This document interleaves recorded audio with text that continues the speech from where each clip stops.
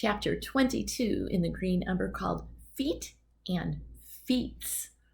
So the first one would be feet like you walk on, and the other one is spelled F-E-A-T-S, which means like accomplishments. Okay, Heather lunged ahead knowing it was hopeless.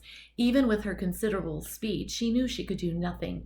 Despair filled her along with anger at Helmer's grotesque, selfish foolishness. Then she saw a flash of light. A sword sliced through the air, catching slivers of golden light as it sailed, point first toward the swinging, blade-ridden false bird and the rope that it hung on. It would have to be a perfect throw. Behind the sailing blade stood Uncle Wilfred, his arm extended and his face contorted by fear and determined concentration. There was a moment when everything slowed down, and Heather froze in the unsettled middle ground between observer and participant. This was happening, really happening, and she could do nothing about it. Her hopes hung on a thin slice of cold steel. There was a moment when the blade point found the narrow rope, unbinding the several cords in a beautiful snapping slice. Heather ran to Smalls as the last descending bird, cut loose from its propelling rope, fell to the ground and skidded, then sunk into the grassy ground, fixed by its disappointed blades. Uncle Wilfred collapsed in relief, just as Heather reached Smalls. He was wounded in his feet, both of them sliced by the knives of Helmer's horrid creations. Behind them came Emma, along with a strange-looking rabbit dressed in white. "Making way! Get out of mine! Get it, you crazed looker-ons!" the strange rabbit in white cried. "Please, everyone," Emma said. "Dr. Ziegler needs room. Back up!" Dr. Ziegler was a large brown rabbit with long, wispy white hair shooting out all over his head. One of his ears was bent sideways, while the other shot right up toward the sky. He wore glasses like Father, but these had large red frames that circled his huge wild eyes, one of which was determined to look the wrong way. Heather thought she wouldn't trust him with sweeping up, let alone healing. He just looked too funny to be taken seriously, and his accent was nothing she'd ever heard before. Where could he be from? Far away, she was sure. Beyond even Nick Hollow, Emma had said. "Yes, yes," Dr. Ziegler said, pushing some of the crowd away and bending to look at Small's feet. "Out of my ways, you rabble-crowders. Let's have a look at this rough, tough fight kicker with your foot so discouraged by the cutting of bird blades." "Is he going to be okay?" Heather asked Emma. "I don't know. Let the doctor work," she said. Heather moved back then, helping to relieve the crush of rabbits gathered around. She found Pickett, who was staring off away from the crowd. With most of the crowd focused on Smalls, few had noticed that Lord Rake and Helmer were having an animated conversation in harsh whispers. "Pickett, what are you?" Heather began, but he held up a hand. Heather turned and saw the angry hand gestures and the strained faces. It was clear Lord Rake was giving Helmer a piece of his mind. Helmer listened mostly, with some angry objections here and there. It was difficult to hear, but Heather moved forward to stand beside Pickett, away from the worried onlookers near Smalls. "It's reckless," Lord Rake said. "You nearly did it again." "I had no idea," Helmer argued. "I would never." "You're indeed needed, Helmer," Lord Rake growled. "How can we do this without you? You know what we're up against. You've got to be safe. Remember the green—" "I know," Helmer barked. "You don't have to remind me of that. I'm trying to prepare myself. More like get yourself killed and others. I didn't intend for that. You know I would never—" "Well, if you weren't so blind to anything good." "I deserve exile," Helmer said, looking down. "I deserve worse." "Well, you're stuck with us, Helmer," Lord Rake said, "even if it seems like it's worse for everyone."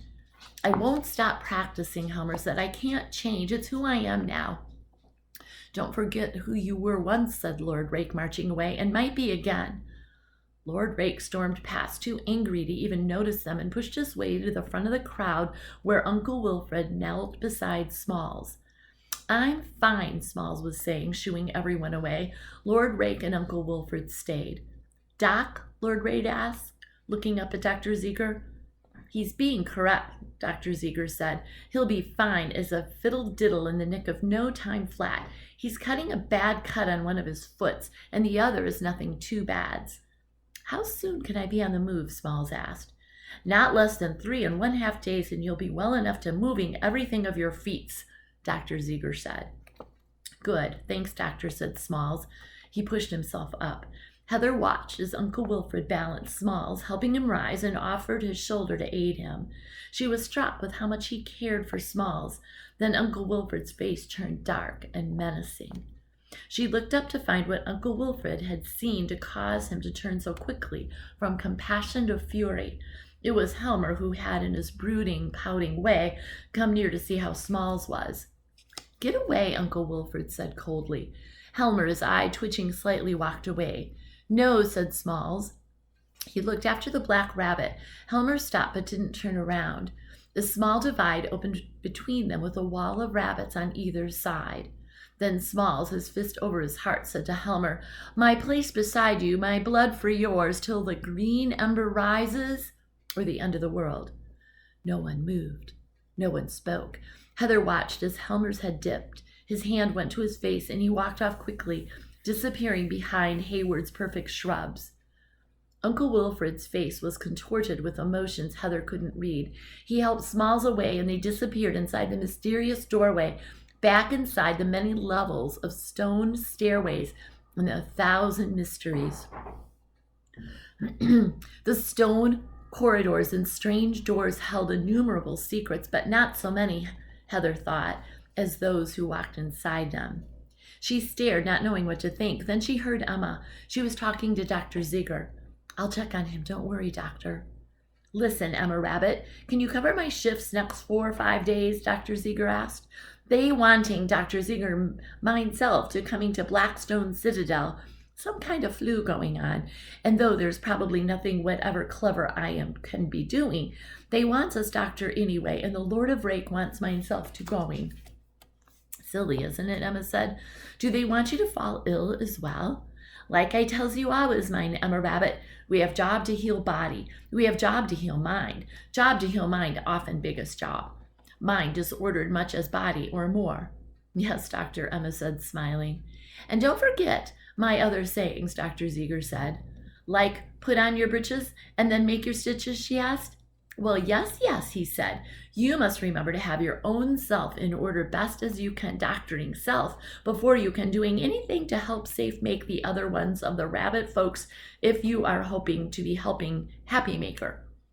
I understand. But this is what I meant. Don't discarding the apple for the worm. Discard the worm for the apple. I think I understand. Oh, and Dr. Z, she said, noticing Pickett, do you want me examining other foot? Of course, Dr. Ziegler said in mock enthusiasm. I waked up this morning from dreams about feet, sniffed big-time major breeze of life, and hoped with all my hopes that this day might be filled with stinky feets to examine. It's a dream coming truth. He talks silly, doesn't he? Emma explained what had happened to Pickett and her initial diagnosis of his foot. After a few minutes, Dr. Ziegler confirmed her diagnosis and, whispering so that Pickett could not hear, said, You'll need all mine sayings on this one. He needs worm cut out in worst kind of ways. Mind is disordered more than foot, but I'm expect you know for sure to know. Foot will healing soon. Mind and heart take longer. I would prescribe much, Maggie, and hold the Helmer. Heather frowned. She understood hold the Helmer part, sort of. But what did he mean by much Maggie? There's the end. See you soon.